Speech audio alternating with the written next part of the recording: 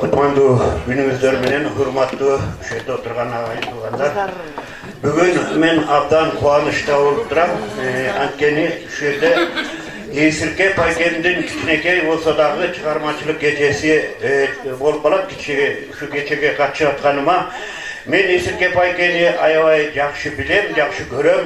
Esirke Payken menen men telefondan, Facebook'tan tanışkan Bayken bolot, Baykedesin bolot, andan keyin anan jolup жүрөбүz. Anan men özüm negisi bayağı eskirlarda ırday kalıp yürüyorum. Çağırmacılık kişi katarı. Anan Esirke Paykenlilerin birini ekini uğup görüp anan ırdasa bolot eken dedim. Köp adamlar şu Esirke Paykenlimday bilbey yürüyoruz. Anan bugün şunday bir jakşınakay geçesine bir ırımdı ırda berip betlep çakırıp algan eken.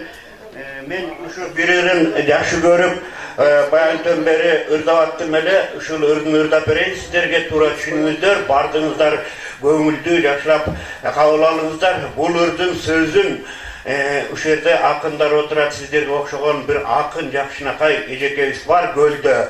Aynur Көкөева деген.